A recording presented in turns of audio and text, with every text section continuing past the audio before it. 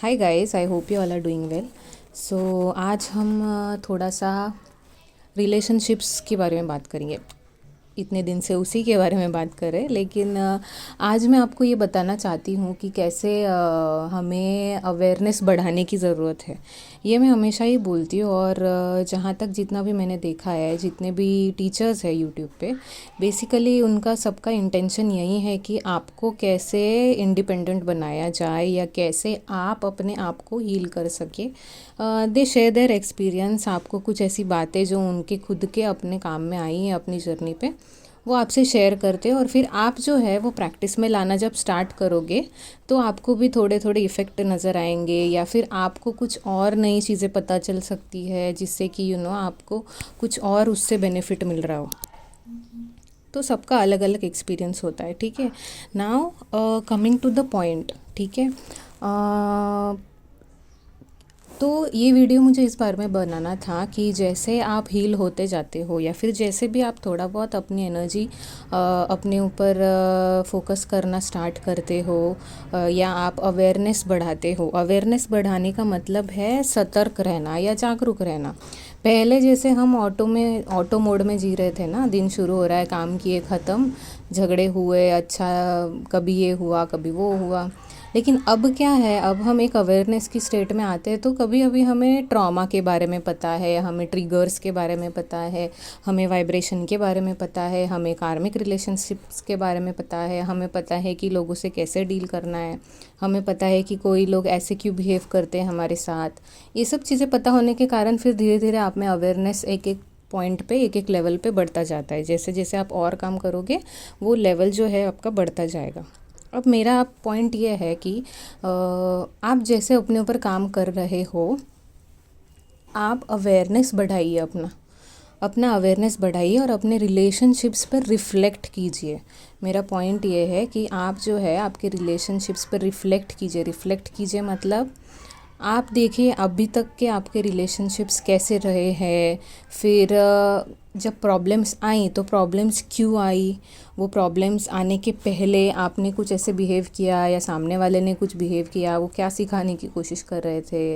या आपके अलग अलग रिलेशनशिप्स, जैसे फैमिली में आपके रिलेशनशिप्स, या कोई फ्रेंड के साथ आपकी रिलेशनशिप कैसी है, टीचर्स के साथ कैसी है, ऑफिस में कलीग्स के साथ कैसी है, या बॉस के साथ कैसी है, नेबर्स के साथ कैसी है, रिलेटिव्स के साथ कैसी है, एंड रोमांटिक जो आपके पार्टनर्स हैं उनके साथ कैसी है। तो ये मैं क्यों कह रही हूँ, बिकॉज़ अगर आप ट्विन फ्लेम जर्नी पे हो, तो हमारा जो बेसिक टेम्पलेट होता है या बेसिक मिशन होता है वो होता है रिलेशनशिप्स को इम्प्रूव करना। We are basically trying to improve relationships, because हम जो है वो अनकंडीशनल लव का स्टेट लाने की कोशिश कर रहे हैं। अनकंडीशनल लव का स्टेट एक वननेस का स्टेट होता है। वननेस मतलब we all are united, we all are one. ये तभी होगा जब आप दूसरे में कोई डिफरेंस समझते नहीं है। मतलब सारे एक जैसे ही है। Basically we all are mirrors, we all are हम जो है वो भगवान की ही एनर्जी का अंश है।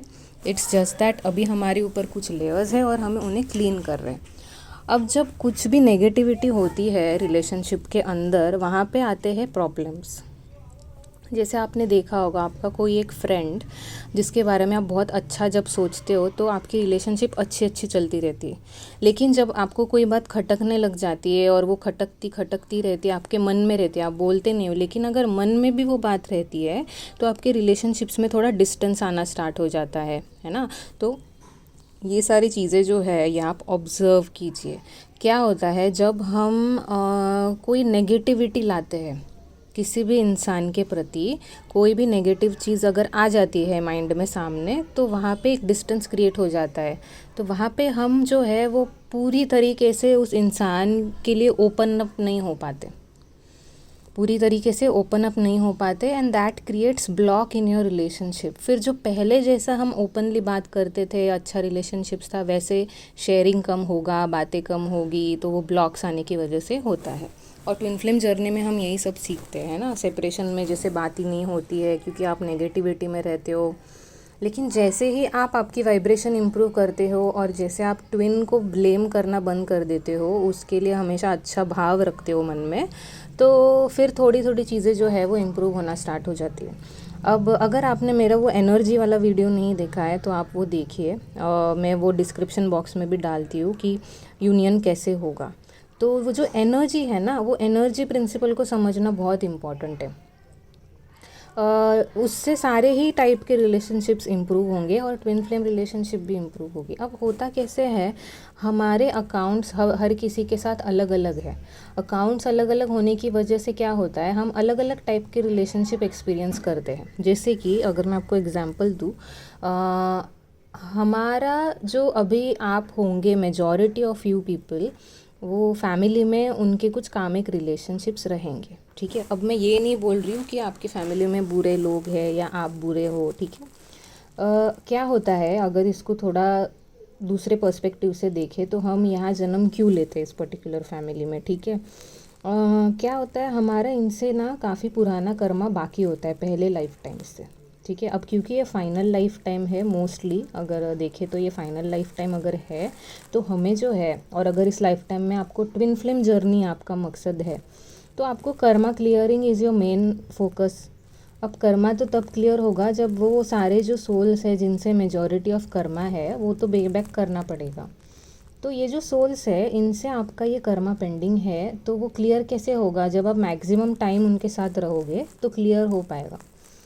तो आप फैमिली में ही बॉर्न होते हो, इसकी वजह से उस फैमिली में बॉर्न होते हो, या आप चूज़ करते हो बर्थ लेने से पहले कि मैं यहाँ जाके इनसे जो मेरा कर्मा है वो क्लियर करूँगी। तो अब भले आपको लग रहा हो कि वो आपसे अच्छे से बिहेव नहीं कर रहे या बहुत ही झगड़े होते हैं, तो ये सब आपका ही कर्मा है जो आप पे बैक कर रहे हो या ले रहे हो उनसे नेगेटिविटी। तो ये तो आप यहाँ पे एक चीज़ एक्सपीरियंस करते हो। फिर कोई आपके फ्रेंड रहेंगे जो बहुत ही अच्छे रहेंगे, जो आपको समझते हैं, तो वो सोलमेट टाइप ऑफ रिलेशनशिप हो गई। या आपका बॉयफ्रेंड है कोई जो अच्छे से समझता है, तो वो सोलमेट रिलेशनशिप हो गया। सोलमेट रिलेशनशिप्स में क्या होती है, हमारी मेंटल थॉट्स, हमारे वैल्यूज़ बहुत अलाइंड रहते हैं।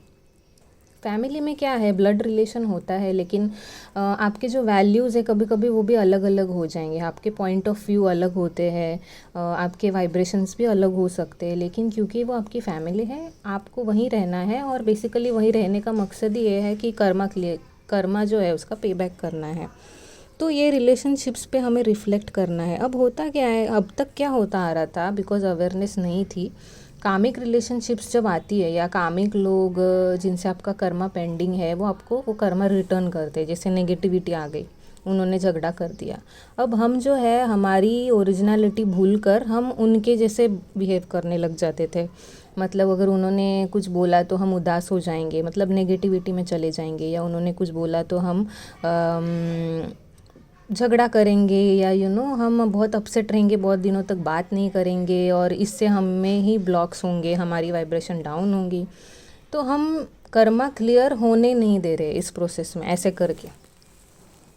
जब आप ये स्पिरिचुअलिटी आप समझते हो तो आपके पास एक अपॉर्चुनिटी है कि आप वो कर्मा क्लियर करो। क्लियर कैसे किया जाए कि कर्मा ऐड नहीं करना है। जैसे मैंने बोला, जैसे जितने भी लो वाइब्रेशनल इमोशंस या चीज़ें हैं उन्हें करनी ही नहीं है। तो जैसे वो कर रहे हैं वो उनका कर्मा है, वो जो कर रहे हैं वो पे बैक है। हमें उनके जैसे अभी फिर से एक्ट नहीं करना है और कर्मा बढ़ाना नहीं है। इसके लिए फॉरगिवनेस और अनकंडीशनल लव एंड ग्रैटिट्यूड, ये 3 चीज़ें बहुत इंपॉर्टेंट है। फॉरगिव करो उनको देख के, and pray to God every day कि प्लीज़ फॉरगिव मी। और वो उनको भी सोल लेवल पे फॉरगिवनेस मांगे, खुद से ऐसे जाके मत बोलिए, नहीं तो वो समझेंगे इसको क्या हो गया। सोल लेवल पे बोलिए कि आई नो कि कुछ कामिक डेप्थ है, please forgive me and I send you love. मैं आपको जो भी है हमारे बीच हिसाब किताब वो भगवान से प्रे कीजिए कि वो क्लियर हो जाए। आपको अब और नेगेटिविटी बढ़ानी नहीं है, उससे और कर्मा क्रिएट होगा। तो हम जैसे सोलमेट के साथ रहता है हमारा बिहेवियर, हम ओरिजिनली वैसे है। क्योंकि सोलमेट का मीनिंग क्या होता है, सोल का मेट। क्योंकि आप वो सोल लेवल पे एक्ट करते हो ना, तो सोल की वाइब्रेशन फील होती है, खुशी, कंफर्ट, प्यार, है ना, अंडरस्टैंडिंग, एक्सेप्टेंस। वो सोल की वाइब्रेशन फील होती है, इसलिए उनको सोलमेट कहा जाता है। तो सोलमेट के साथ जैसे आप रहते हो हमेशा वैसे ही रहना है आपको। कार्मिक लोगों के साथ कार्मिक नहीं बन जाना है, नहीं तो हमेशा कर्मा क्रिएट होता रहेगा और आपकी वाइब्रेशन लो होगी, फिर हाई होगी, लो होगी, फिर तो ये फिर से वही हो गया कि आपका जो आपके हाथ में कंट्रोल नहीं है, दूसरे लोग आपकी वाइब्रेशन को अफेक्ट किए जा रहे हैं। अब हमें अवेयरनेस लाना है और अवेयरनेस में आपको आपके रिलेशनशिप्स को बहुत ही ध्यान से देखना है और आपकी जो ओरिजिनलिटी है वो लूज़ नहीं करनी है कभी भी। तो आपके सोल सेल्फ में ही रहना है हमेशा, भले ही आजू बाजू में कोई भी लोग आए। ठीक है, अब जब ये 2 लेवल पे आप मास्टर कर लोगे तब ट्विन फ्लेम जर्नी आपको कहीं ना कहीं मास्टर करने आ जाएगी, क्योंकि ट्विन फ्लेम आपका एग्जैक्ट रेप्लिका होता है। तो वहाँ पे सब मैग्नीफाइड होता है, सब बहुत ज़्यादा हद तक मल्टीप्लाई हो जाता है। सारे ट्रिगर्स, खुशी, लव, ये हद से ज़्यादा होती है वहाँ पे, क्योंकि वो आपका एग्जैक्ट कॉपी है, आपकी एग्जैक्ट मिरर है। लेकिन अगर हम ये दोनों ही मास्टर नहीं कर पाते, इसके लिए फिर ट्विन फ्लेम जर्नी बहुत ज़्यादा डिफ़िकल्ट लगती है। लेकिन जब आप ये 2 चीज़ें मास्टर कर लोगे तब ट्विन फ्लेम जर्नी के कहीं ना कहीं रास्ते एक के बाद एक खुल जाएंगे। वो भी इतनी ईजी नहीं होती है। सो आपको ये 2 चीज़ें ध्यान रखनी है, कामिक रिलेशनशिप्स और सोलमेट रिलेशनशिप्स। अब तक आपके जितने भी रिलेशनशिप्स रही है उन पे रिफ़्लेक्ट कीजिए, डे टू डे बेसिस पे आपको कहाँ ट्रिगर्स आ रहे हैं उन पे रिफ़्लेक्ट कीजिए। एंड देन आप देखिए आपका रिएक्शन कहाँ जा रहा है, आप कहाँ पे अपना संतुलन खो रहे हो, वो हमें होने नहीं देना है। तो उस पर थोड़ा at the end of the day reflect कीजिए, मेडिटेट कीजिए and try to work on yourself. So ये मुझे आपको बताना था। सो टिप यही है कि हर दिन के एंड में आप रिफ़्लेक्ट कीजिए एंड या तो लिखिए या जो भी करना है, और आपकी रिलेशनशिप्स पे ध्यान दीजिए और अवेयरनेस बढ़ाइए। ऑटो मोड में नहीं रहना है, अभी अवेयरनेस में रहना है। ठीक है, so thank you so much for listening and I love you all so much. Please take care of your self and I will see you soon. Bye.